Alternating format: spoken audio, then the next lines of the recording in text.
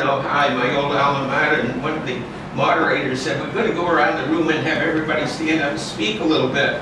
They came to me and I indicated, well, at the University of Southern Maine where I teach, I'm accustomed to teach for 2 hours and 15 minutes at a shot, and immediately they overlooked me and went to someone else, as it were. Well, in a certain sense, the context looking at this event, and I should say as I go along, if anybody has a question or anything, don't feel you have to wait to the end. I'm eager to learn and to try to share and work together with people as we go. So don't stand on any kind of formality in this regard.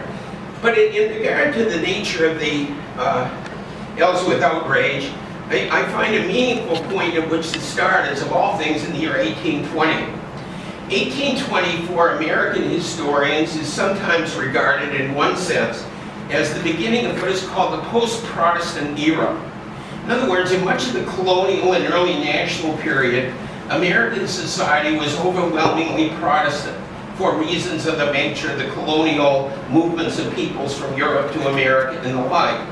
But in the years immediately after the War of 1812, significant change occurs, and the change has relevance to the topic we're dealing with tonight. And I'll try to marshal it so we don't go sprawling all over the board. And that was the factor that by the late 1815, 17, 18 period, much of Europe was becoming deforested. The consequences of industrialism, but just long-term use had occurred. And so Europe began to draw increasingly upon the timber coming from Canada, more particularly from New Brunswick and Nova Scotia. And so basically large amounts of the bulky timber products would be shipped across to the British Isles and to Northern Europe.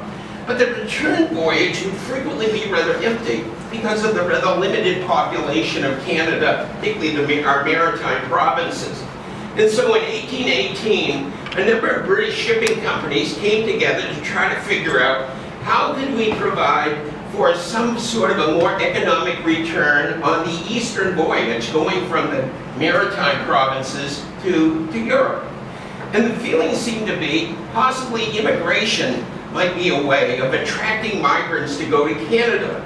And the Irish, for the reasons of the centuries-long types of division between the English dominating class and the Irish Catholic class, seemed to be a group who might be attractive. So beginning in 1818, British shipping companies instituted across the board a very sharp reduction in the travel costs for going from English and Irish ports to the Maritimes, to a Halifax or to St. John and the like. And it's fascinating as one looks at census studies of the US to see the effects of this. As you begin to see a large number of Irish families beginning in the late teens and early 20s moving over to a St. John or Halifax area. And then as the months would go along, a number of them, relatively poor, taking the few possessions they had, would either walk down or take a boat down along the coast into the Washington County area here of Maine. And as they did, bit by bit, they would stop off here and there to become an agricultural worker or to take up some other types of enterprise. It's noteworthy at the Maine Historical Society to see the way in which, if you look at the community histories, which are in abundance down there and other places as well, but almost every one of the towns or villages in this area had a section that might be called Little Dublin, or something in the effect suggesting you're a neighborhood where Irish had come to settle. It's significant to me, at least, that in the census of 1850, 1/3 of Bangor, Maine had been born in Ireland. And so as people began to trace their way down along the coast, some going up the Penobscot River, others up the Union River, came to Ellsworth, some crossing the Union to go to Belfast or down as far as Camden or Rockland. By the middle 20s, larger numbers of people were obviously going directly to a Portland or even more, Boston, a Philadelphia, or New York. So much prior to the so-called potato famine of the 1840s, there was somewhat of a significant Irish movement into the Northeast, including Maine at first, somewhat changing the Protestant domination before now making a little bit more diverse population.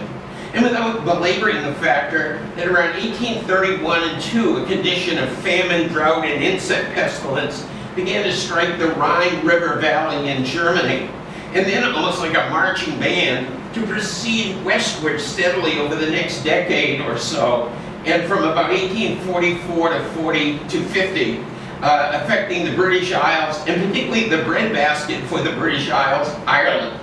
The so-called potato famine, somewhat mislabeled, because in reality it wasn't the potatoes that were affected by the famine, but rather the major crop of wheat. Up until this time, the Irish people had had the potato as a central part of their diet, but wheat had been exported from Ireland to England to feed the working classes there. And so now, when the wheat was affected by this famine condition, basically the potatoes that had been the basis of the Irish diet began to be shipped away from Ireland, and in Irish history sometimes called the Great Starvation. Standing back from this and trying to put it in the context of what we are tonight, census of Ellsworth in 1830 suggested only a handful of Irish people then. But bit by bit, the number grows in the 30s and 40s, not only here, but in the major urban centers of the eastern coast. And so changing the nature of the population into a more diverse Christian division, as it were. Accompanying this sense of increasing immigration numbers was a new style of leadership, perhaps most centrally identified with Archbishop John Hughes of New York, which tended to try to kind of rally the Irish people into becoming more, if you will, visible, more proudful, almost like in a sort of civil rights sense of standing up for Irish pride and Catholic pride. And no longer tending to, when a church might be open, to do so in a rather non-controversial manner, rather quiet manner, but now in a sense a more celebratory manner, which tended to bring a more visible Catholic presence. It is into this setting that I now inject Father John Bapst, as it were.